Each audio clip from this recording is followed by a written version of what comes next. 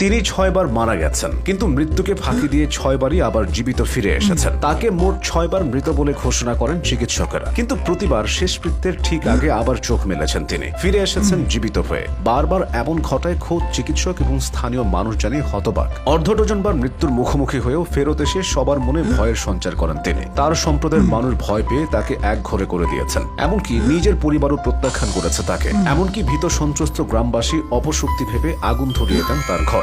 সেবারও মৃত ঘোষণা করা হয় তাকে। তবে 3 দিন ধরে মর্গে পড়ে থেকে আবার জীবিত হয়ে ফিরেন তিনি। সিনেমার গল্পকে হার মানানোর রহস্যজনক এই ঘটনাটির নায়ক তানজানিয়ার যুবক ইসমাইল আজিজির। তার মৃত্যু সম্পর্কিত দাবি বিজ্ঞান বা যুক্তি দিয়ে ব্যাখ্যা করা যায় না। তানজানিয়ার মানুষদের কাছে রহস্য এবং ভয়ের প্রতীক হয়ে উঠেছেন তিনি এবং তার জীবন। নাইরাল্যান্ডের আফ্রিম্যাক্স ইংলিশের সাম্প্রতিক একটি তথ্যচিত্র অনুযায়ী ইসমাইল মোট 6 বার মারা গেছেন, জীবিত হয়ে ফিরে এসেছেন প্রত্যেকবারই। ইসমাইলের প্রথম মৃত্যু হয় নিজের কর্মক্ষেত্রে। গুরুতর দুর্ঘটনার কবলে পড়েন তিনি। মৃত ঘোষণা করা হয় তাকে। মৃতদেহ রাখা হয়েছিল মর্গে, কিন্তু যখন দাফন করার প্রস্তুতি চলছিল তখন হঠাৎ করে চোখ মেলেন তিনি। শেষকৃত্যের ঠিক আগে উঠে বসেন। আফ্রিম্যাক্সকে ইসমাইল বলেন, সবাই আমায় মর্গে নিয়ে গেল। ওখানে প্রচন্ড ঠান্ডা অনুভব করলে আমি ঘুম থেকে উঠে পড়ি। সৌভাগ্যবশত মর্গ বন্ধ ছিল না। আমি বেরিয়ে আসি। আমার পরিবার এবং প্রতিবেশীরা আমাকে দেখেই ভয় পেয়ে যান। তখন তারা শেষকৃত্যের প্রস্তুতি নিচ্ছিলেন। আমাকে দেখে পালিয়ে যান। এরপর ইসমাইলের মৃত্যু হয় ম্যালেরিয়ায় আক্রান্ত হয়ে। সেবারও মৃত ঘোষণা করা হয়েছিল তাকে, কিন্তু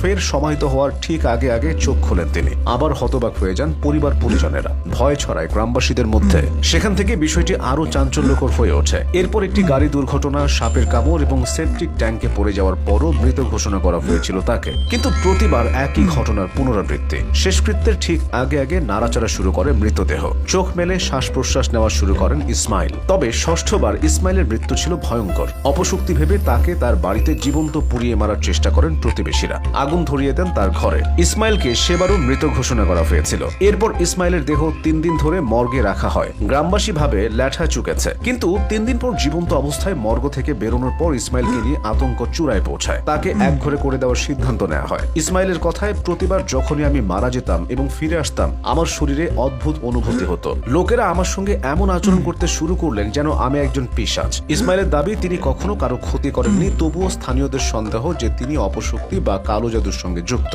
পরিবারও ত্যাগ করেছে তাকে। তানজানীয় এই রহস্যমানব জানিয়েছেন, বর্তমানে গ্রামের একটি জীর্ণ বাড়িতে একা বসবাস করেন তিনি। সামান্য চাষাবাদ, রান্নাবান্না এবং ঘর পরিষ্কার করে সময় কাটে তার। তথ্যচিত্র অনুযায়ী ইসমাইলকে তার গ্রামে অভিশপ্ত এবং অমর বলে মনে করা হয়। স্থানীয় সম্প্রদায় বা পরিবারের কাছ থেকে কোনো সমর্থন পান না তিনি। এত কিছুর পরও ইসমাইল কিন্তু শান্ত, কোনো বাহাসে নেই, কোনো উচ্চ বাক্য নেই তার। আগ্রহী মানুষের জবাবদিহি করতে করতেও ক্লান্ত হয়ে যান তিনি। সুযোগ পেলেই অনেকে জানতে চান মৃত্যুর পরের অভিজ্ঞতা কেমন, সেখানেও কি আছে অন্য কোনো জগৎ। নির্বিকার ইসমাইল নিজের মতো জবাব দেন অথবা দেন না, তবে কখনো কারো সাথে বিতণ্ডায় জড়ান না তিনি।